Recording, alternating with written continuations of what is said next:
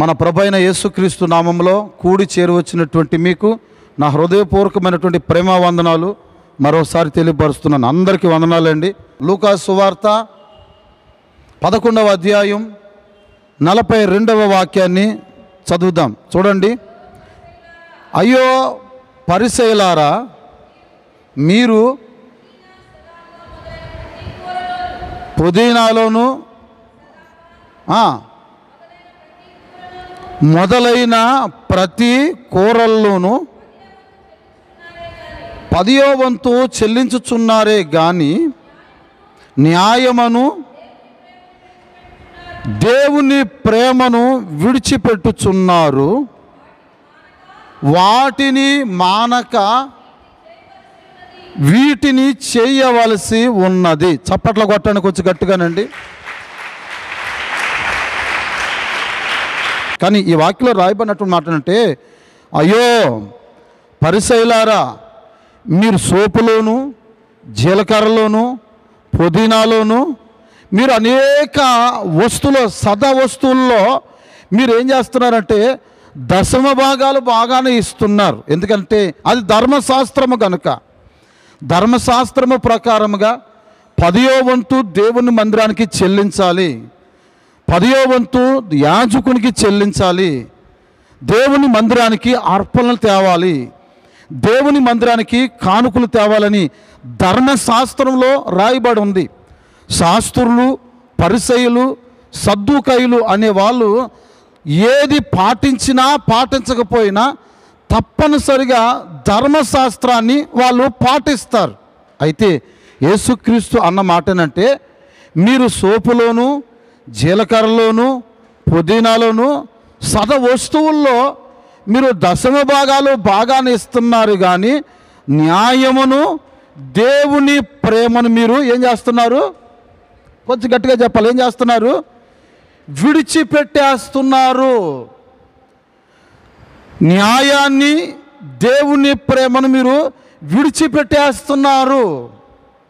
మీరు ఆత్మ సంబంధమైనటువంటి మనుషులు గనక, మీలో ధర్మశాస్త్ర సంబంధమైనటువంటి కార్యాలు ఉన్నాయి గనక, ప్రతివాడు ధర్మశాస్త్రం నెరవేరుస్తున్నాను అని మీరు అనుకుంటూ మీరు చేస్తున్నది ఏంటంటే న్యాయాన్ని, తర్వాత ఏంటి చెప్పండి, దేవుని ప్రేమను మీరు నోరు తెరిచి చెప్పండి అమ్మా, ఏం చేస్తున్నారు? మీరు విడిచిపెట్టేస్తున్నారు.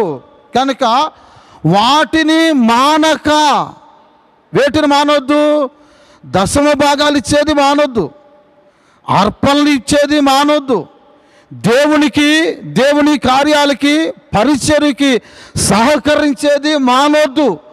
వాటిని చేయుచు, వాటిని మానక, ఇదిగో వీటిని చేయుడి. దేవునికి స్తోత్రం. చేతులు పైకి చెప్తాం హల్లెలూయా. వాటిని మానొద్దు, వీటిని చేయండి, న్యాయాన్ని చేయండి, దేవుని ప్రేమను మీలో కార్యసార్థకమయ్యేటట్లుగా మీరు ప్రవర్తించండి, వీటిని విడిచిపెట్టొద్దు అని యేసుక్రీస్తు పరిసయ్యులకి ఒక ఘాటైనటువంటి సమాధానం చెప్పినట్లుగా బైబిల్లో మనం చూస్తున్నాం. ఈ రోజున ఆధ్యాత్మికమైనటువంటి జీవితంలో మనం ఏం విడిచిపెట్టేస్తున్నాం? ఈ రోజున మనం విడిచిపెట్టకుండా మనం పట్టుకోవలసినవి, లేక మనం విడిచిపెట్టకుండా నిర్వర్తించవలసినవి, మనం విడిచిపెట్టకుండా అవలంబించవలసినవి, మనం విడిచిపెట్టకుండా మనం ముందుకు సాగవలసినటువంటి ఆధ్యాత్మికమైన అనుభవాల గురించి ఒక 2-3 మాటలు చెప్తాను, జాగ్రత్తగా మీరు గమనించాలి. వాటిని మీరు విడిచిపెట్టొద్దు, వాటిని మానక చెప్పండి, వీటిని చేయుడి అని యేసుక్రీస్తు వాళ్ళతో చెప్పాడండి. చాలామంది ఈ రోజున దేవుని ప్రేమను విడిచిపెట్టేస్తున్నారు, న్యాయాన్ని విడిచిపెట్టేస్తున్నారు, ఆత్మ సంబంధమైనటువంటి మనుషులము అని చెప్పుకుంటున్న మనము విశ్వాసాన్ని విడిచిపెట్టేస్తున్నారు, నిరీక్షణను విడిచిపెట్టేస్తున్నారు, ప్రార్థనను విడిచిపెట్టేస్తున్నారు, సహవాసాన్ని విడిచిపెట్టేస్తున్నారు. ఇట్లాగా అనేకులు విడిచిపెట్టి ఆధ్యాత్మికమైనటువంటి జీవితంలో ఏమండి వారు ఏ మార్గంలోకి వెళ్తున్నారయ్యా అంటే చీకటి మార్గంలోకి వెళ్ళిపోతున్నట్లు బైబిల్ చెప్తా ఉందండి. నా ప్రియ దేవుని బిడ్డలారా, మీరు వేటిని విడిచిపెట్టేస్తున్నారు? మనం ఏటిని విడిచిపెట్టకుండా జాగ్రత్త పడాలో ఒక్క 2 మాటలు చెప్తాను. నాకు ఓపిక ఉన్నంత వరకు చెప్తాను, జాగ్రత్తగా మీరు వినండి. సామెతల గ్రంథంలో 2వ అధ్యాయం 13వ వాక్యాన్ని చదువుదాం. సామెతల గ్రంథం, అట్టివారు చీకటి త్రోవలలో నడవవలనని యథార్థ మార్గాల్ని విడిచిపెట్టేదరు. అట్టివారు ఎటివారు? మూర్ఖంగా మాట్లాడేవారు, బుద్ధిహీనముగా ప్రవర్తించేవారు, దుష్టుల మార్గం, దుష్టులుగా ఉంటున్నటువంటి వ్యక్తులు, మూర్ఖముగా ఉంటున్నటువంటి వ్యక్తులు, అట్టివారు చీకటి త్రోవలలో నడవవలనని యథార్థమైనటువంటి మార్గాల్ని విడిచిపెట్టేస్తారు. కొందరికి యథార్థమైనటువంటి మార్గాల్లో నడవటానికి చాలా ఇబ్బంది పడుతూ వస్తారండి. మనం యథార్థంగా మనం నడవలేం, మనం నీతిగా మనం నడవలేం, మనం పరిశుద్ధంగా మనం నడవలేం. గనుక ఈ మార్గంలో మనం ఎంతకాలం నడవాలని చెప్పి కొందరు ఆ మార్గాన్ని విడిచిపెట్టేస్తారంట. అట్టి వారు చీకటిలో నడవాలని అనుకుంటారంట అండి. అటువారు చీకటి సంబంధులై, చీకటి కార్యాలలో లిమితమై, చీకటితో సహవాసం చేసి, చీకటిలో ఏమండి తమ జీవితాల్ని గడుపుతూ యథార్థమైనటువంటి జీవితంలో నడవటానికి, యథార్థమైనటువంటి జీవితాన్ని చేయటానికి వాళ్ళ జీవితాలు చాలించి ఏమండి వారు చీకటిలో నడవటానికి యథార్థమైనటువంటి మార్గాల్ని విడిచిపెట్టేదరు. కొందరు యథార్థమైనటువంటి మార్గాలను విడిచిపెట్టేస్తున్నారు, మరికొంతమంది న్యాయాన్ని విడిచిపెట్టేస్తున్నారు, మరికొంతమంది దేవుని ప్రేమను విడిచిపెట్టేస్తున్నారు.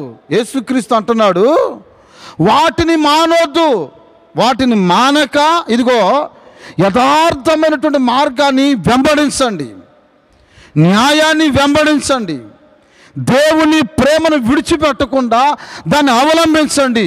మీరు అలాగూ చేయండి.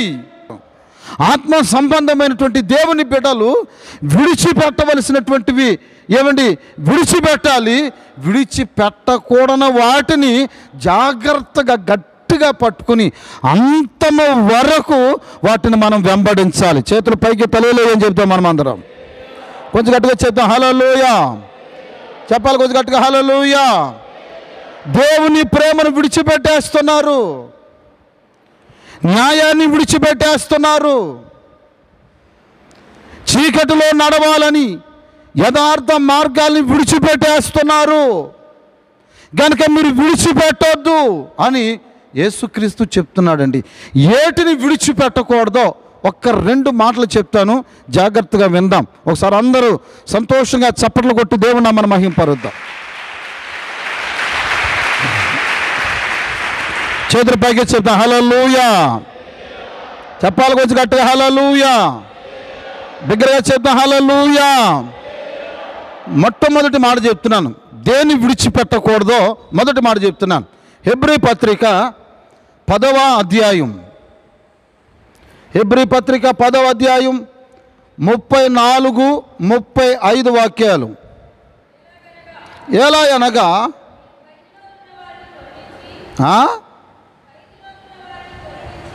ఖైదీలో ఉన్న వారిని మీరు కరుణించి మీకు శ్రేష్టమైనదియు స్థిరమైనదినైనా స్వాస్థ్యము ఉన్నదని మీరు ఎరిగి మీరు ఆస్తిని కోల్పోవటకు సంతోషముగా ఒప్పుకుంటిరి. కాబట్టి ధైర్యాన్ని విడిచిపెట్టకూడి దానికి ప్రతిఫలముగా గొప్ప బహుమానము కలుగును. మీరు దేవుని చిత్తము నెరవేర్చిన వారై వాగ్దానము పొంది నిమిత్తము ఓరిమి అవసరమై ఉన్నది. చప్పలు కొట్టి దేవుని స్తుతిద్దాం. మనం అందరం గట్టిగా చప్పలు కొడదాం. చేతుల పైకి చెప్పండి కొంచెం గట్టిగా, హల్లెలూయా. కొంచెం గట్టిగా చెప్పండి, హల్లెలూయా. శ్రమలతో కూడినటువంటి ఎన్నో పోరాటాలు మీకు వచ్చాయి. ఆ పోరాటాల మధ్యలో అనేకులు సంఖ్యల మధ్యలోనూ ఖైదీలో ఉంచబడినటువంటి వ్యక్తుల్ని మీరు వారిపైన జాలిపడ్డారు. వారిపైన మీరు కనికరపడ్డారు. వారికి పోషణ లేక, ఆదరణ లేక, నెమ్మది లేక, సుఖము లేక, ఇబ్బందులు కొలిమిలో నలిగిపోతుంటే వారిపైన మీరు కనికరపడ్డారు.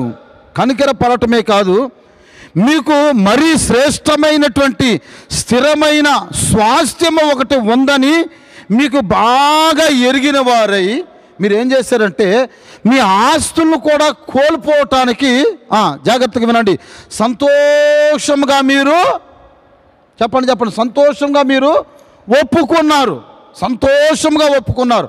ఆస్తులు పోయినా పర్వాలేదు, మనకి ఆస్తి అంతస్తులు ముఖ్యము కాదు. ఏమండి, ఘనతలు మనకు ముఖ్యము కాదు, పేరు పలుకుబడి మనకు ముఖ్యము కాదు, అష్టైశ్వర్యాలు మనకి ముఖ్యము కాదు. మనకి కావాల్సింది ఏంటంటే స్థిరమైన ఒక స్వాస్థ్యము మనకు ఒకటి ఉందని, ఆ స్వాస్థ్యము కొరకు ఈ భూమి మీద అంటే తమకున్నటువంటి ఆస్తులను కూడా కోల్పోవటానికి, ఆస్తులను కూడా విడిచిపెట్టడానికి వారు సంతోషముగా ఒప్పుకున్నారంట. కాబట్టి జాగ్రత్తగా వినండి, సంతోషంగా మీరు ఒప్పుకున్నారు కాబట్టి జాగ్రత్తగా వినండి. అక్కడ రాయబడినటువంటి మాట ఏంటంటే మీరు ధైర్యమును, కొంచెం గడి చెప్పండి, ధైర్యమును విడిచిపెట్టొద్దు. ధైర్యాన్ని విడిచిపెట్టొద్దు. చాలామందికి ధైర్యం దేనితో ముడిపడి ఉంటుందో తెలిసిన, ఆస్తులతో ముడిపడి ఉంటుంది. అక్కడ దైవజనుడైన పౌలు ఎందుకు ఆ మాట అన్నాడు? ఆస్తులు పోయిన తర్వాత అమ్మో నాకు ఏదైనా జరిగితే నా పరిస్థితి ఏంటి? ఆస్తి పోయింది, డబ్బు లేదు, ఆదుకునే వాళ్ళు లేరు, నన్ను పలకరించే వాళ్ళు లేరు, నన్ను పరామర్శించేవారు లేరని చాలాసార్లు మనకున్నటువంటి అధికారం వైపు లేక మన బలం వైపు, మన ఆస్తుల వైపు మనం చాలాసార్లు మేము ఎదురు చూస్తూ ఉంటాం. జాగ్రత్తగా ఉండండి. ఆస్తులు కోల్పోయిన తర్వాత చాలామందికి మనిషిలో కలిగేదంటే తెలిసిన అధైర్యం చోటు చేసుకుంటూ వస్తుందండి. ఆస్తులు పోయిన తర్వాత చాలామందిలో భయం కలుగుతూ వస్తుంది. ఆస్తులు పోయిన తర్వాత, ఆస్తులు కోల్పోయిన తర్వాత అనేకుల్లో పిరికితనం కలుగుతూ వస్తుంది. ఆస్తి ఉన్నంత వరకు ఆ వ్యక్తి మహా దర్జాగా ఉంటాడండి, మంచి టీవీగా మెయింటైన్ చేస్తాడు. ఆస్తి ఉంటే చాలండి, ఒక రకమైనటువంటి బిహేవియర్ లేక అతని పద్ధతులని మరొక విధంగా కనబడుతూ వస్తాయి. ఆస్తులు కోల్పోతే తనకి ఎలా ఉంటుందో తెలిసండి, రెక్కలు విరిచిన పక్షిలాగా తన జీవితం మార్చబడుతుంది. దైవజనుడైన పౌలు అంటున్నాడు, ఆ స్వాస్థ్యం మనకు ఉందని ఎరిగి ఆస్తులన్నీ కోల్పోయాం. ఒకవేళ ఆస్తుని బట్టి మీరు ధైర్యం కలిగి ఉంటున్నారేమో, మీ ఆస్తులను బట్టి మీరు ధైర్యం కలిగి ఉండవద్దు. మీరు కలిగి ఉన్నటువంటి ఆ ధైర్యాన్ని మీరు విడిచిపెట్టొద్దు. మనకున్న ధైర్యం ఏంటో తెలిసిన, ఆస్తులు కోల్పోయినా నాకు పర్వాలేదు, స్థిరమైనటువంటి స్వాస్థ్యము నాకు పరలోకములో ఉంచబడింది. చప్పట్లు కొట్టి దేవుని నామమున మహిమపరుద్దామండి. చేతులు పైకి చెప్తాం కొద్ది గట్టిగా, హల్లెలూయా. బిగ్గరగా చెప్తాం, హల్లెలూయా. స్థిరమైనటువంటి స్వాస్థ్యము పరలోకంలో ఉంచబడింది. ఆ స్వాస్థ్యము కొరకు ఈ భూమి మీద నాకంటూ ఉన్న వాటిని నేను తృణీకరించుకున్నాను, విసర్జించుకున్నాను, కోల్పోయాను.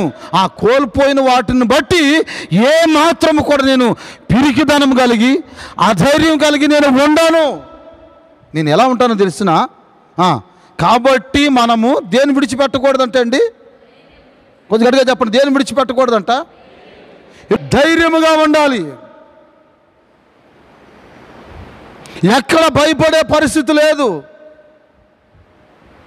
ధైర్యాన్ని ఏమండి నీవు కలిగి అనేకులు ధైర్యపరిచే ఒక వ్యక్తిగా నీవు మారాలి. అందుకని వాక్యం అంటుంది, మీరు విడిచిపెట్టేస్తున్నారు, వాటిని మానక వీటిని చేయండి.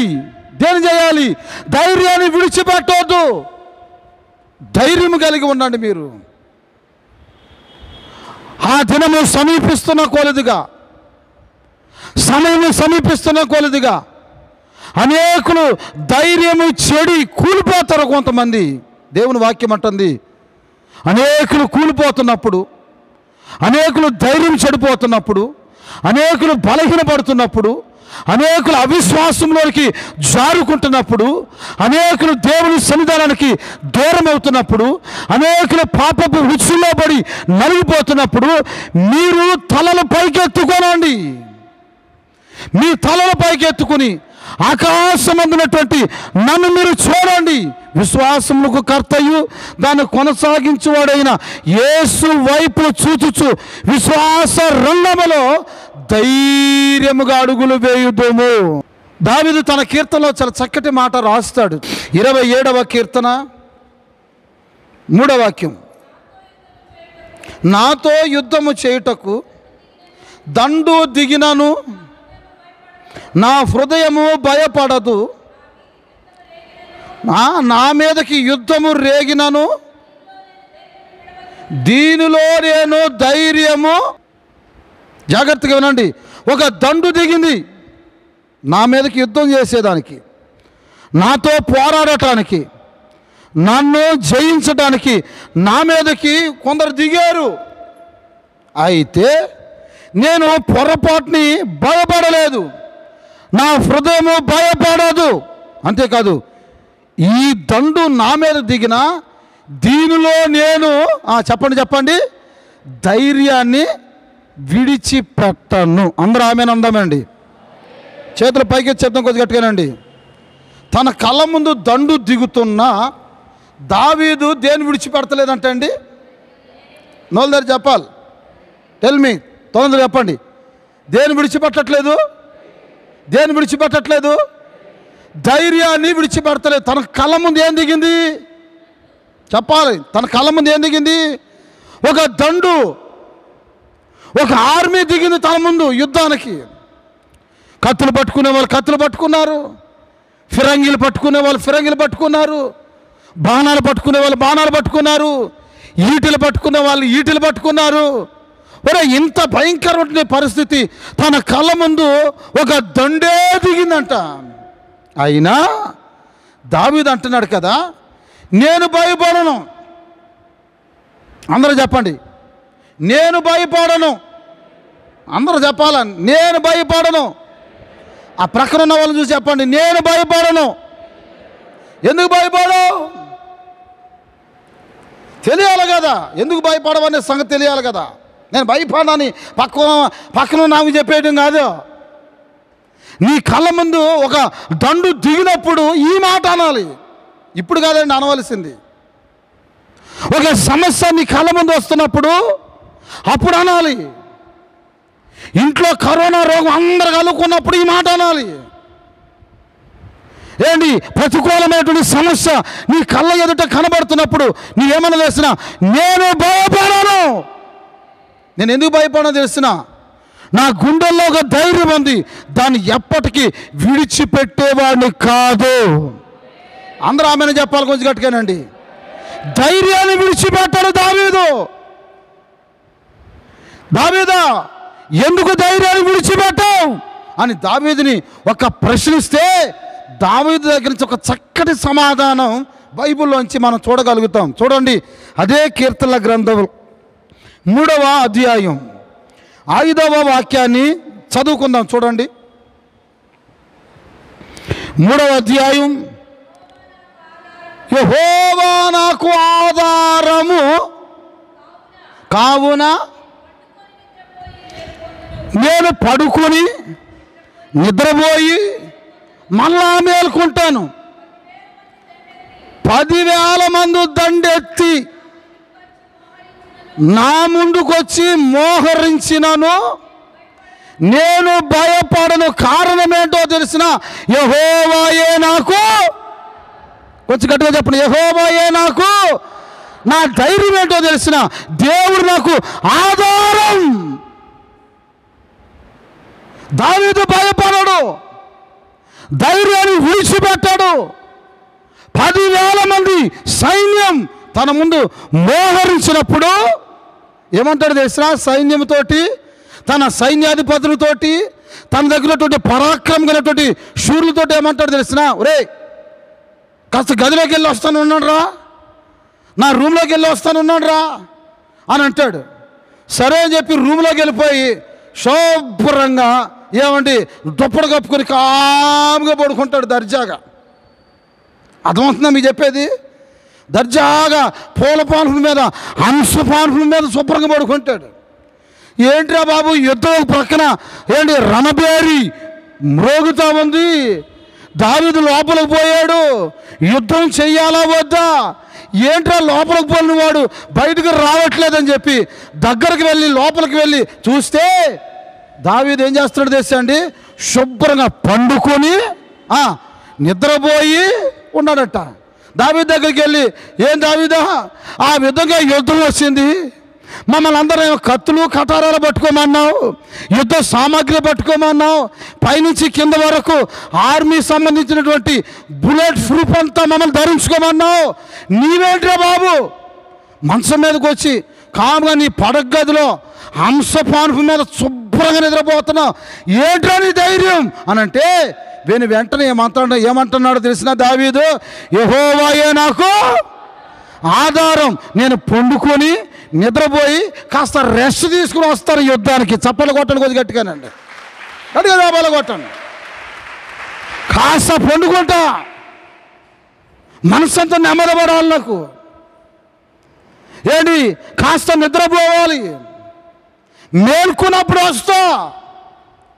ఇదేంట్రా బాబు, మేమేమో గడగడ గడగడగలాడుతున్నాం, నువ్వు ఇంత తీరిగ్గా సమాధానం చెప్తున్నావు ఏంటని దావీదుని అడిగితే దావీదు అంటాడు, యెహోవాయే నాకు, గట్టిగా చెప్పండి అమ్మా, యెహోవాయే నాకు ఆధారము.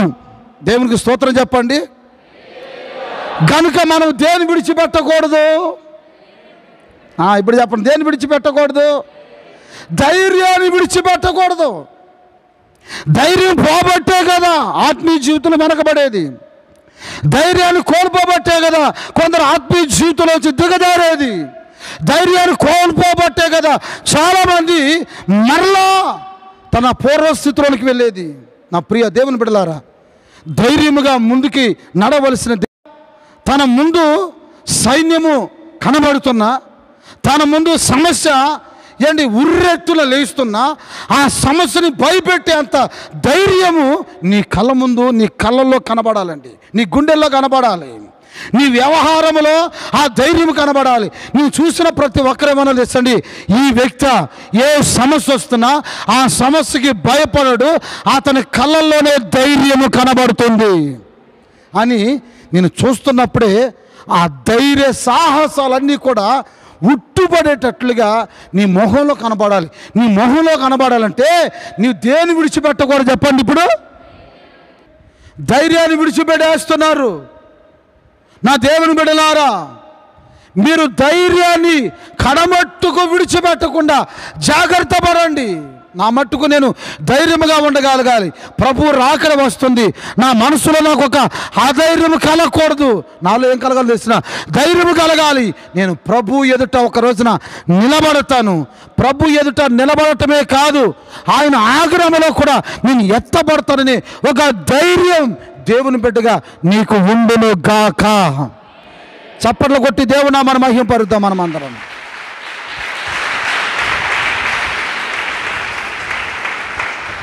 రెండవ విషయం చెప్తున్నాను, జాగ్రత్తగా విందాం. చూడండి, యోబు గ్రంథంలో 23వ అధ్యాయం 11వ వాక్య భాగం. నా పాదములు ఆయన అడుగు జాడలు విడువక నడిచినవి, ఇటు అటు తొలగక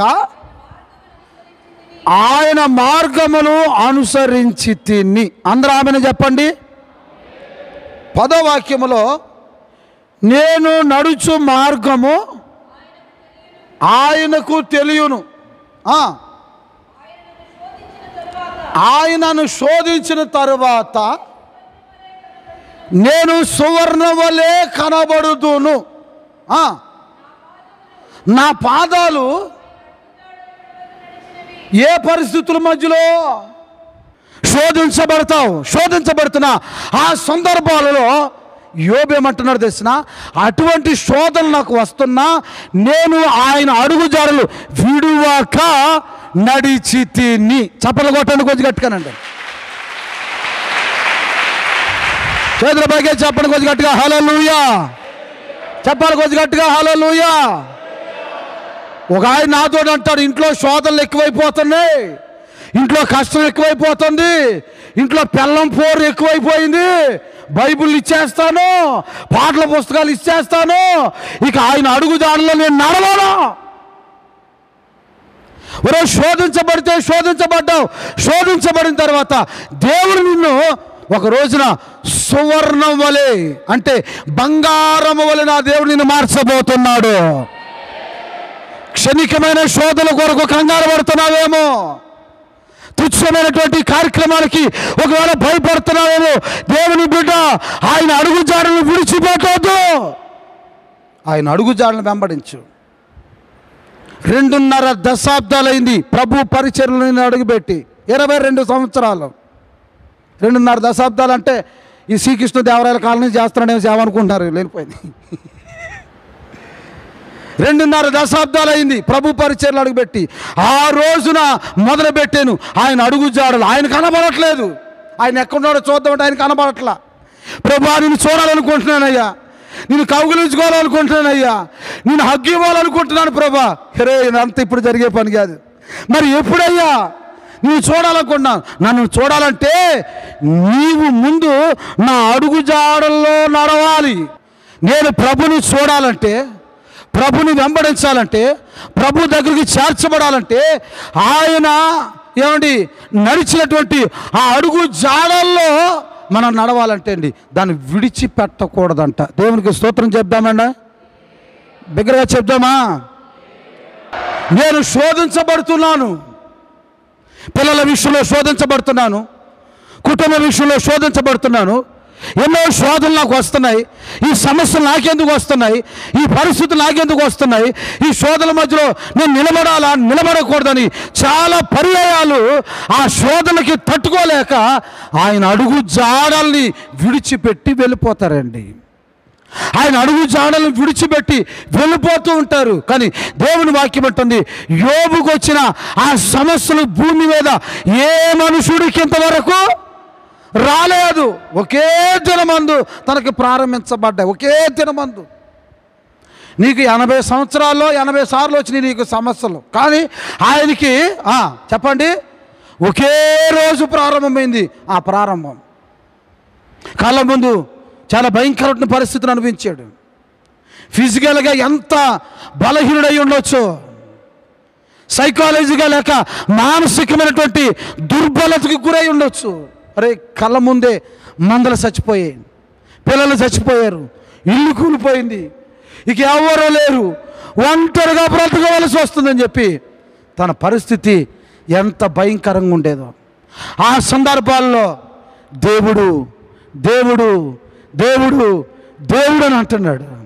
కట్టుకున్న భార్య ఏమంటుందో తెలిసిన, ఇంకా దేవుడు అంటావేంటయ్యా అని అంటే, నేను శోధించబడిన తరువాత కూడా నేను ఎలా మారుతాను? నేను గనుక నేను ఆయన అడుగు జాడలు నేను విడిచిపెట్టను. ఆమేన్. కొంచెం గట్టిగా చెప్పను హల్లెలూయా. 2.5 దశాబ్దాలైంది ప్రభు పరిచర్యలు అడుగుపెట్టి. ఎన్నో సమస్యలు వస్తానే ఉన్నాయి, రోగాలు వస్తూనే ఉన్నాయి, కన్నీళ్ళు వస్తూనే ఉన్నాయి. ఏంటి మానసికమైనటువంటి డిప్రెషన్కు గురవుతానే ఉన్నాను. ఎన్ని పరిస్థితులు వస్తున్నా ఆయన అడుగు జాడల్లో నుంచి ఇంచు కూడా నేను కుడికి కానీ ఎడమకు కానీ కదలలేదండి. నేను ఇంతవరకు కదలలేదు. ఇంకో విషయం చెప్పమంటారా? నేను కదలను, నన్ను ఎవడో కదిలించలేడు, ఇక మీదట కదలకుండా నేను ఉండబోతూ ఉన్నాను. నేను ఎందుకో తెలిసినా, ఈ సమస్యలన్నీ నాకు అలవాటు పడిపోయినాయి, ఈ కష్టం నాకు అలవాటు పడిపోయింది, ఈ శరీరంలో ఉన్నటువంటి రోగం నాకేమైపోయింది చెప్పండి, అలవాటు అయిపోయింది. రోజు నేను ఏం చేసుకుంటున్నానో నాకు తెలుసు, అలవాటు పడిపోయింది ఈ ప్రాణానికి. గనుక రోజు సర్వసాధారణమైన వ్యక్తి బ్రతుకుతున్నట్లుగా బ్రతుకుతున్నా. ఇన్ని కష్టాలు వచ్చినాయి ఎందుకనంటే రోజు వచ్చే రోజు వస్తున్న సమస్య. ఈ సమస్యలో శోధించబడిన తర్వాత నేను సువర్ణంగా మారుతానని ఆ కష్టం వచ్చిన ఆ సమస్యల మధ్యలో కూడా ఆయన అడుగు జాడల్ని విడిచిపెట్టలేదండి. ఆయన అడుగు జాడలంటే ఏంటి? 2-3 మాటలు చెప్తాను. 65వ కీర్తన 11వ వాక్యం. సంవత్సరం అనే దయా కిరీటాన్ని ధరింపచేసి ఉన్నావు. అదిగోండి, ఎవరు జాడలు?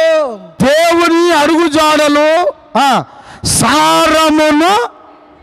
చెప్పండి. ఆయన అడుగు జాడల్లో ఇప్పుడు ఏముంది చెప్పండి, అందరు చెప్పండి. ఆయన అడుగు జాడల్లో ఏముందండి? సారం అంటే ఏంటి? ఒక చెట్టు ఉంది, ఆ చెట్టుకి మనం ఎరువు వేస్తాం, ఆ ఎరువు ఎలా మారుతుంది? సారం అవుతుంది. సారం అంటే ఆ చెట్టుకి ఏంటి చెప్పండి? అది జీవం, ప్రాణం. దేవుని యొక్క అడుగు జాడల్లో ఏంటి? ఆయన అడుగు జాడలు దేన్ని వెదజల్లుతున్నాయంటండి? సారమును లేక జీవాన్ని వెదజల్లుతున్నాయి. అంటే ఆయన అడుగు జాడలు ఏముందంటే జీవము ఉన్నది. ఎవరైతే ఆయన అడుగు జాడలు నడుస్తారో వాళ్ళు జీవము కలిగిన వారుగా మార్చబడతారు. అవి సారము లేని అడుగు జాడలు కాదు. కొందరు అడుగు జాడలు ఉంచిపోయారు. ఆ అడుగు జాడల్లో ఏం కనబడట్లేదు చేసినా ఏం కనబడట్లేదు చెప్పండి? సారము కనబడట్లా, సారము కనబడటం లేదు. ఆ అడుగు జాడల్లో వెళ్దామంటే అడుగు జాడల్లో నడిచిన వ్యక్తికి, నడమంటున్న వ్యక్తికి సారము లేదు, ఇస్త్రీ లేదు. మన యేసుక్రీస్తు ఎవరు తెలిసినా ఈ భూమి మీద సంచరించి 2020 సంవత్సరాలు అయింది. ఈ 2020 సంవత్సరాల ఈ రోజు వరకు ఆయన అడుగు జాడలో జీవమే కనబడుతూ ఉందండి. అడుగా చేతుల పైగా చెప్పండి హల్లెలూయా. ఆయనకి హిస్టరీ ఉంది. ఆయన రేపితే ఆయన జీవితంలో ఉన్నటువంటి ఆ సారం ఈ రోజుకి చరిత్రకారులు అనేకులు అన్వేషణ చేస్తున్నారు. ఆయన అడుగు జాడలను మభ్య పెట్టాలని, ఆయన అడుగు జాడల్ని తృణీకరించాలని, ఆయన అడుగు జాడల్ని చెరపాలని, ఆయన అడుగు జాడల్ని నిర్జీవం చేయాలని ఎందరో అనుకుంటూ వస్తున్నారు. కానీ వాక్యం అంటుంది ఆయన అడుగు జాడలో సారము వెదజల్లుతూ ఉంది. దేవునికి స్తోత్రం. చేతుల పైకి చెప్పండి కొంచెం గట్టిగా హల్లెలూయా. చెప్పండి కొంచెం గట్టిగా హల్లెలూయా. చెప్పండి హల్లెలూయా. ఎందరో దేవుని అడుగు జాడలు ఉన్నాయి. ఆ అడుగు జాడల్లో ఏమి లేదో తెలిసినా ఏం లేదు చెప్పండి? సారం లేదు. నడిచిన వాడికి సారం లేదు, నడమంటున్న వాడికి కూడా ఏం లేదు చెప్పండి? సారం లేదు. నా ప్రభువైన యేసుక్రీస్తు అంటున్నాడు కదా, నా అడుగు జాడల్లో నడిచేవాడికి సారం, జీవం ఉంటుందిరా బాబు. ఆడు కుడి ఎడమలకు తొలగిపోడు, ఆడు మత్సరపడి పాపానికి సన్నిహితంగా వెళ్ళడు, పాపపు ఉచ్చుల్లోను పాపపు ఛాయల్లో ఆ వ్యక్తి పడడు. నా అడుగు జాడలో సారం ఉంది. నా అడుగు జాడలో ఎవడైతే నడుస్తాడో వాడు జీవముతో ఇంకను జీవింపబడుతూ వస్తాడండి, జీవించగలుగుతాడు. అటువంటి అద్భుతమైనటువంటి ఆయన అడుగు జాడల్లో మనం నడవాలండి. ఎప్పుడైతే ఆయన అడుగు జాడల్లో నుంచి మనం తొలగిపోతామో, ఆ జీవంలో నుంచి మనం తొలగిపోతామో, అప్పుడు మనల్ని వెంటాడేది ఏంటో తెలిసిన మరణం మనల్ని వెంటాడుతూ వస్తుంది. కనుక దేవుని బిడ్డలారా, మనలో ప్రతి వారు సారము కలిగినటువంటి ఆయన అడుగు జాడల్ని మనము వెంబడించాలండి. ఆయన అడుగు జాడలు ఏముంది చెప్పండి? ఇప్పుడు ఆయన అడుగు జాడలు నడిచే వరకు కూడా ఏముండబోతుందండి? ఇంకొక మాట చెప్తాను చూడండి. పేతురు రాసినటువంటి మొదటి పత్రిక 2వ అధ్యాయం 20వ వాక్యాన్ని 21వ వాక్యాన్ని చదువుదాం. తప్పిదములకై నీవు దెబ్బలు తిన్నప్పుడు నీవు సహించిన ఎడల నీకు ఏమి ఘనత? మేలు చేసి బాధపడినప్పుడు నీవు సహించిన ఎడల దేవునికి హితమగును. అందుకే మీరు పిలవబడ్డారు. క్రీస్తు కూడా మీ కొరకు బాధపడి మీరు తన అడుగు జాడల యందు నడుచుకున్నట్లు మీకు మాదిరి ఉంచిపోయాను. నీవు అనేకులకి ఆయన అడుగు జాడలో నడుస్తున్నప్పుడు నీవేమై ఉండాలి? మాదిరికరంగా ఉండాలి. నేను చూసి ఏ మాదిరి నేర్చుకోవాలి నాకు అర్థం కావట్లా. మనం చూసి అనేకులు మాదిరికరంగా మనకు కనబడుతున్నామా? మాదిరికరమైనటువంటి అడుగు జాడలు ఆయన మన ఎదుట ఉంచిపెట్టాడు. దేవుని బిడ్డలారా, ఆ మాదిరికరమైనటువంటి అడుగు జాడల్లో మనం నడవాలండి. తప్పిదాలకై మీరు దెబ్బతింటే, మీరు తప్పు చేశారు, దెబ్బలు తిన్నారు, దానివల్ల ఘనత ఏమి లేదు. మీకు ఏ పొరపాటు లేదు, నీలో తప్పంటూ లేదు, నీలో కల్మషం అంటూ లేదు. కొన్ని సమస్యలు వచ్చాయి, వాటి విషయంలో నువ్వు మహా బాధపడిపోతున్నా, జాగ్రత్తగా వినాలి, మదన పడిపోతున్నా, దుఃఖపడుతున్నా, కన్నీళ్ళు పెడుతున్నా, అది నీకు ఒక రోజున ఘనతే నీకు. ఎందుకంటే చేయని దాని విషయమై నీవు ఆ సమస్యని, శోధనని, కష్టాన్ని, ఆ ఇరుకుని, ఇబ్బందిని నువ్వు అనుభవిస్తున్నావు. అది దేవుని వల్ల హితమవుతుంది. దీని కొరకే మీరు పిలవబడ్డారు. దేవుడు ఎందుకు పిలిచాడో తెలిసిన?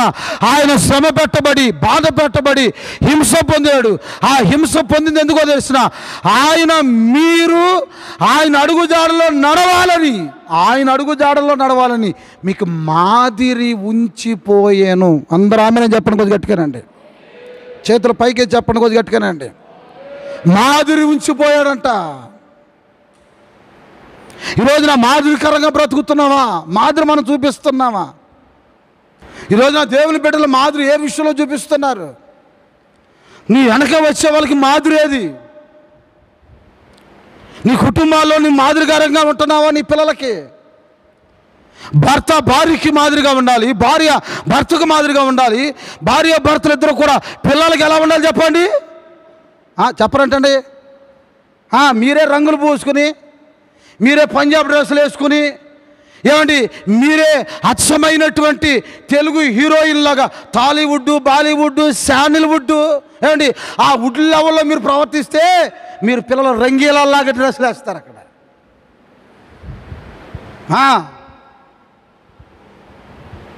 నా ప్రియ దేవుని బిడ్డలారా, నేను ఎందుకు ఈ మాట చెప్తున్నాను? మాదిరి చూపాలి మీరు. ఒక సంఘ సేవకుడు దేవుని సంఘానికి మాదిరి చూపాలి. ఒక కాపరి తన గొర్రెలకు మాదిరి చూపాలండి.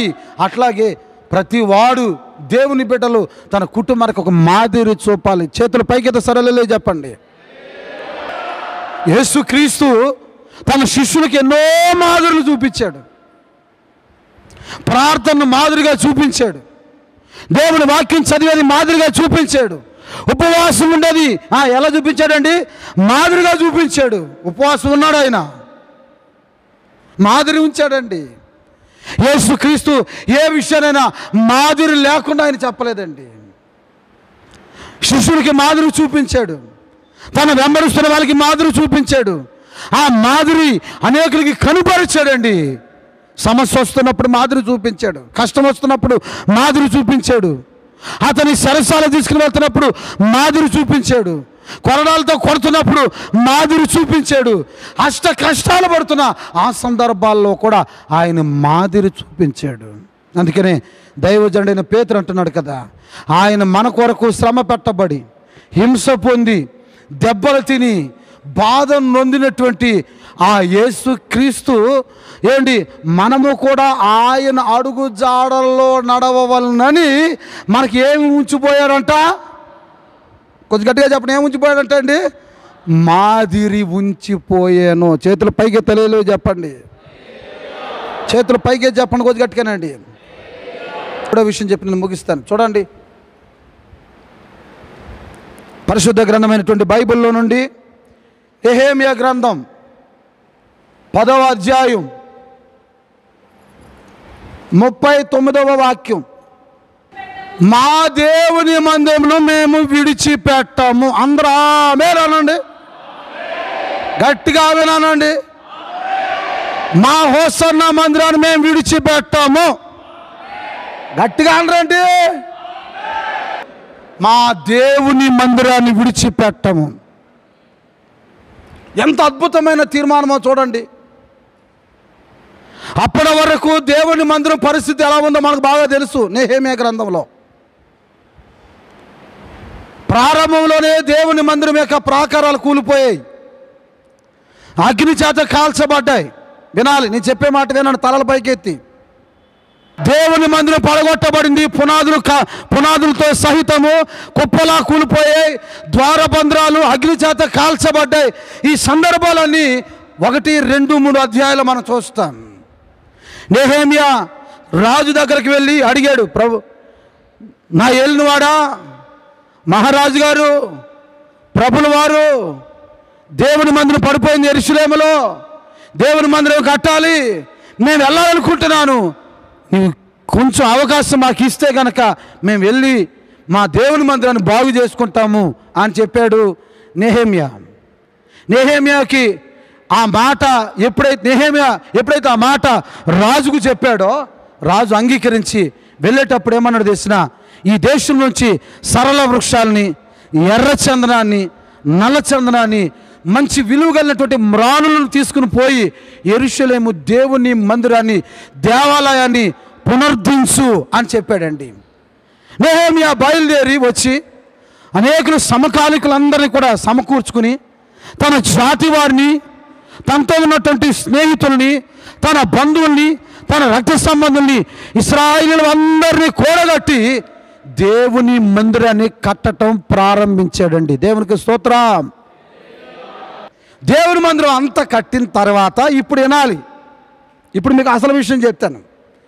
దేవుని మందిరం కట్టబడిందే కానీ దేవుని మందిరములో ప్రతిష్ఠిత వస్తువులు కానీ, పాటలు పాడేవాళ్ళు కానీ, కీబోర్డులు వాంచేవాళ్ళు కానీ, డ్రమ్ములు కొట్టేవాళ్ళు కానీ, సౌండ్ సిస్టమ్ పెట్టేవాళ్ళు కానీ, బలులు అర్పించేవాళ్ళు కానీ, దహన బలులు అర్పించేవాళ్ళు కానీ, ప్రజల కొరకు ప్రాయశ్చిత్తార్థమైన బలులు అర్పించేవాళ్ళు కానీ, దేవునికి మనుషులకి సమాధానార్థమైనటువంటి బలులు అర్పించేవాళ్ళు కానీ, దేవుని మందిరములో ధూపం వేయటానికి ధూప వేదిక దగ్గర అర్పించేదానికి కానీ ఎవరు లేరు. దేవుని మందిరం కట్టబడింది. ఇశ్రాయేలు 12 జాతి వారిని పిలిచాడు. నెహెమ్యా వాళ్ళందరికీ ఒక అనౌన్స్మెంట్ ఇచ్చాడండి, అందరూ దేవుని మందిరం దగ్గరికి రావాలి. 12 జాతుల ప్రజలు వేల సంఖ్యలో వచ్చారు. వినాలి, వేల సంఖ్యలో వచ్చారండి.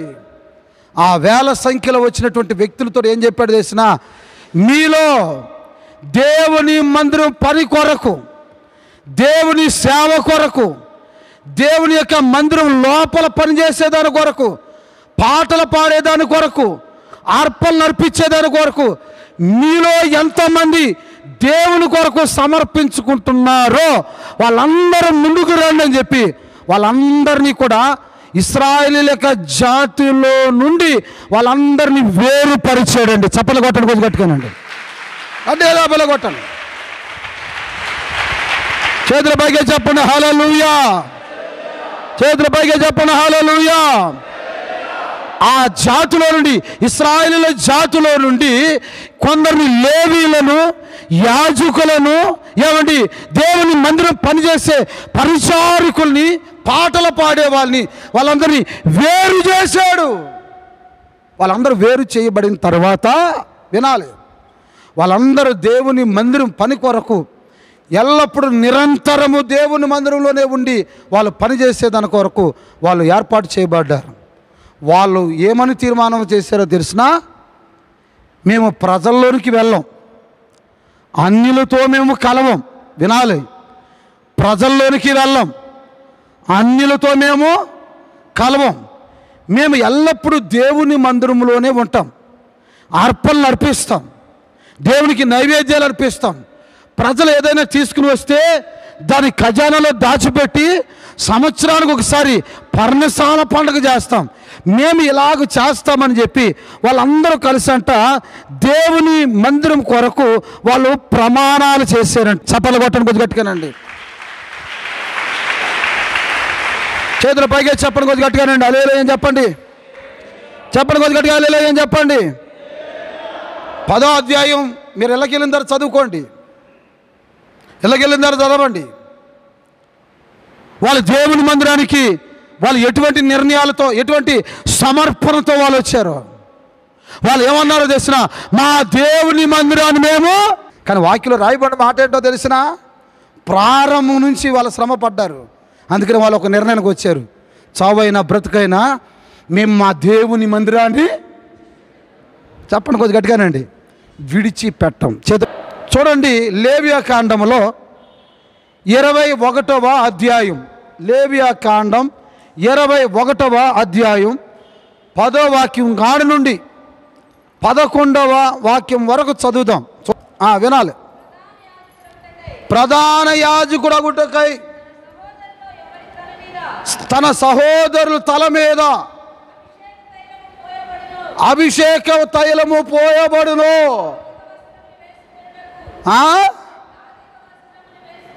యాజక వస్త్రములు వేసుకునే దాని కొరకు ఎవరు ప్రతిష్ఠింపబడును అతడు తన తల కప్పు తీయరాదు. మొదటి మాట, తల కప్పు తీయరాదు. ఏం తీయకూడదంట? ఒరే బాబు నోళ్ళ దగ్గర చెప్పంటారు నాయన, ఏ కప్పు తీయకూడదంట?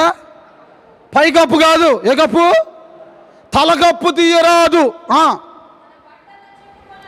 తన బట్టలు ఏం చేసుకోకూడదంట? చెప్పండి చెప్పండి, తన బట్టలు ఏం చేసుకోకూడదంట అండి?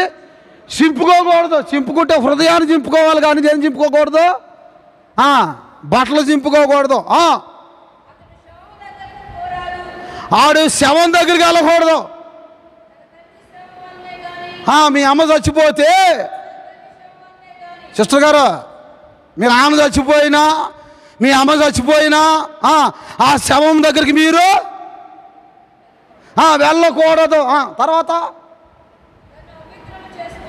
అక్కడికి వెళ్ళి నువ్వేమవ్వకూడదు. నువ్వు మా ఆయన నన్ను కన్నావు కదా ఆయన, నువ్వు లేకపోతే నేను అక్కడ పుట్టానయ్యా, ఇప్పుడే 3 అడుగులు ఉన్నాను అని అక్కడికి వెళ్ళి ఆడవకూడదంట. ఆ శవమే పడి అపవిత్రం అవ్వకూడదంట. నువ్వు మా అమ్మ, నేను వచ్చి మా అమ్మ కలర్లోనే ఉన్నాను, మా అమ్మను చూడకుండా నేను ఉండలేను, సేవకు వచ్చాను, మా అమ్మ చచ్చిపోయిందంట, నన్ను అర్జెంటుగా తీసుకెళ్ళడా. నువ్వు సేవకు వచ్చావు కదా, పరిచర్యకు వచ్చావు కదా, ఎప్పటికీ నీ తలకప్పు పొర్రపాటుని తీయకూడదు. ఆమెను చెప్పడం కొంచెం గట్టిగానండి. ఒక వ్యక్తి తలకప్పు ఎప్పుడు కడతాడు? తలకట్టు ఎప్పుడు కడతాడు? ఒక వ్యవసాయకుడి దగ్గరికి వెళ్ళండి, తలకట్టు ఎప్పుడు కడతాడండి? పొలంలో దిగటంతోనే భుజం మీద ఉన్నటువంటి ఆ తిండి ఏమండి, ఆ టవల్ని, ఆ తుమాలు తీసుకుంటాడు, రుమాలు తీసుకుంటాడు, ఏంటి ఆ తలకట్టు తీసుకుని ఒక్కసారి తీసుకుని వైఎస్ రాజశేఖర రెడ్డి లాగా ఆడతాడండి. వైఎస్ రాజశేఖర రెడ్డి లాగా ఆడతాడండి. ఎందుకు ఆడతాడు? ఆ తలకట్టు దేవుని పనిలో కలిగి ఉండవలసిన భారాన్ని చూపిస్తుంది. అది దేవునికి స్తోత్రం చెప్పండి కొద్ది గట్టిగానండి. తలకట్టు భారాన్ని చూపిస్తుంది కనుక దేవుని సేవకు వచ్చిన వాడు, ఈ సేవ కొరకు వచ్చిన నీవు తలకట్టు ఎప్పటికేని ఎప్పుడు ఎప్పడాలు చేసినా ప్రభు వచ్చే అంతవరకు తలగట్టు అట్లాగే ఉండాలి. చప్పలు కొట్టి దేవుని స్తుతించడం కొద్ది గట్టుకానండి. చేతుల పైగా చెప్పడం కొద్ది గట్టుకానండి. వాడు తలకప్పు విప్పరాదు. రెండో విషయం, తన వస్త్రాలు ఎందుకు వచ్చాను సేవకే, ఎందుకు వచ్చాను సేవకే. ఈ సేవలు నలిపేస్తున్నారు, చింపేస్తున్నారు, పిసికేస్తున్నారా, పిండేస్తున్నారా, నలిపేస్తున్నారా. అర్ధరాత్రులు 2 అయిపోతుంది నిద్రపోవటానికా అని చెప్పి బట్టలు చింపుకోకూడదంట. ఎందుకు వచ్చానా నా కర్మ అని బట్టలు చింపుకోకూడదంట. విశ్వాస జీవితం అంటే మామూలు జీవితం కాదు. ఓ విశ్వాసులారా, దేవుని బిడ్డలారా, ఎప్పటికీ మీకు తలకట్టు ఎప్పటికీ ఉండాలి. ఎందుకు వేసిపోయావు నమ్ముకున్నానా, నా భార్య నన్ను శోధించేస్తుంది, నా భార్య నన్ను శోధించేస్తుంది, ఇంట్లో సమస్యలు వచ్చేస్తాయి అని సొక్కాల ప్యాంట్లు చింపుకోకూడదంట. ప్రభు దగ్గర మన హృదయాలను చింపుకోవాలంటండి. దేవుని స్తోత్రం చెప్పండి కొద్ది గట్టిగానండి, కొద్ది గట్టిగా చెప్పండి. హల్లెలూయా. మూడో విషయం ఏమన్నాడు, శవం అంటే ఏ శవం అడ్రస్ చెప్పాడు కదా. అది మీ తల్లి శవం, మీ అమ్మ శవం ఉందా, అమ్మ ఉందా, ఉందా? చేతుల పైకి సరే చెప్పండి, చెప్పండి. అమ్మ ఉంది. ఏమండి శవం అంటే శవాన్ని ముట్టకూడదని అంటే అడ్రస్ చెప్పాడు కదా. మీ నాన్న శవం, తర్వాత మీ అమ్మ శవం ముట్టకూడదంట. చాలామంది చూడండి, తల్లిదండ్రులు అందరూ బతుకున్నప్పుడు భక్తిలో దిగిపోయి, ప్రార్థనలు ఉండిపోయి, ఉపవాసాలు ఉండిపోయి, బాప్తీసాలు తీసేసుకుని, ఏమండి అసలు దశమ భాగాలు ఇచ్చా తల్లిదండ్రులు చచ్చిపోగానే ఇంకంతే, ఇంకా విశ్వాసులుగా ఉండరాళ్ళు. అమ్మ నాయన చచ్చిపోయిన కానిచ్చే ఇంట్లో బాధ్యతలు ఎక్కువైపోయినాయి అన్నయ్య, అందుకని రాలేకపోతున్నాం, మేము రాలేకపోతున్నాం, దయచేసి ఏమనుకోబోకండి అన్నయ్య, నెలకోసారి వచ్చి దశమ భాగాలు తీసుకుని వెళ్ళండి. ఇది కాదండి. చేతుల పైకి సరే చెప్పండి, బిగ్గరగా చెప్పండి అమ్మా, కొద్ది గట్టిగారండి. తల్లిదండ్రులు చచ్చారు కనుక నీ ఆత్మీయ జీవితం ఏం కాకూడదు, అపవిత్రం కాకూడదండి. తర్వాత విషయం ఏమని రాస్తుంది, బైబిల్ మూసేసి, దేవుని అభిషేక తైలము, దేవుని అభిషేక తైలం అనే కిరీటం అతని మీద ఉంది కనుక అతడు పరిశుద్ధ దేవుని మందిరాన్ని విడిచిపెట్టరాదు. చప్పట్లు కొట్టాలి, కొట్ట చేతులపైకి చెప్పండి కొద్దిగా. హల్లెలూయా. విడిచిపెట్టరాదు. దేన్ని విడిచిపెట్టకూడదు, దేవుని మందిరాన్ని, పరిశుద్ధ మందిరాన్ని విడిచిపెట్టరాదు. మా అమ్మ చచ్చిపోయిందంట, ఇంట్లో మా తమ్ముడు అక్కడే ఉన్నాడు, మా చెల్లి ఒక్కతే ఉంది, అందుకని ఇంటికి వెళ్ళిపోతా.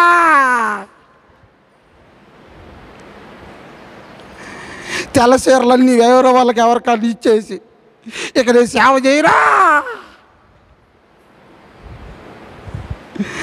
మా తమ్ముడు ఒక్కడే ఉన్నాడా, మా చెల్లి ఒక్కతే ఉందా అని పరిశుద్ధ మందిరాన్ని విడిచిపెట్టి వెళ్ళకూడదంటండి. దేవుని అభిషేక తైలం నీ తల మీద ఉంది గనుక ఎప్పటికీ నీవు పరిశుద్ధ దేవుని మందిరాన్ని విడిచిపెట్టరాదు. అలా విడిచిపెడితే నువ్వేమవుతావో తెలిసినా అపవిత్రురాలు అవుతావు, లేక అపవిత్రుడు అవుతావు నువ్వు. చూడండి, పెనిమిటితో కాపురం చేసింది 7 సంవత్సరాలు. పెనిమిటి చచ్చిపోయాడు. ధర్మశాస్త్రం ప్రకారంగా ఆమె విడుదల పొందింది, వయసు ఉంది వివాహం చేసుకోవటానికి, కానీ వివాహం చేసుకోలేదు. 84 సంవత్సరాలు దేవుని మందిరంను విడిచిపెట్టక రాత్రింబగళ్ళు ఉపవాస ప్రార్థనలో గడిపిందంటండి ఒక ఆమె. దేవునికి స్తోత్రం చెప్పండి, కొంచెం గట్టిగా రండి, కొంచెం గట్టిగా చెప్పండి. ఎన్ని సంవత్సరాలు? 84 సంవత్సరాలు. పెనిమిటితో ఎన్ని సంవత్సరాలు కాపురం చేసింది? 7 సంవత్సరాలు కాపురం చేసింది. మహా అయితే ఆమె వయసు ఎంత ఉండొచ్చు అప్పటికి? 18 సంవత్సరాలకు పెళ్లి చేశారు అనుకోండి. 18 7 ఎంత? 25 సంవత్సరాలు. 25 సంవత్సరాల వయసులో ధర్మశాస్త్రం నుంచి విడుదల పొంది మరి ఇంకొక పెళ్లి చేసుకునే అవకాశం ఉంది ఆ అమ్మాయికి. అయితే ఆ అమ్మాయి ఏమంటుందో తెలిసినా, నాకు ఇంకొక వివాహం వద్దు, నేను దేవుని మందిరాన్ని విడిచిపెట్టకుండా రాత్రింపగలు దేవుని మందిరంలోనే గడుపుతాను. చప్పలు కొట్టి దేవుని స్తుతిద్దాం మనం అందరం. అంటే చప్పలు కొట్టాను. పరిసయ్యులతో చెప్తున్నాడు యేసుక్రీస్తు, మీరు వాటిని విడిచిపెట్టేస్తున్నారు. మీరు వాటిని విడిచిపెట్టొద్దు. ఒకటి, ధైర్యాన్ని విడిచిపెట్టొద్దు. రెండవ విషయం, ఆయన అడుగుజాడల్ని విడిచిపెట్టొద్దు. మూడవదిగా, మా దేవుని మందిరాన్ని విడిచిపెట్టము. అందరూ మోకరించండి, ప్రార్థన చేసుకుందాం. అందరూ మోకరించండి.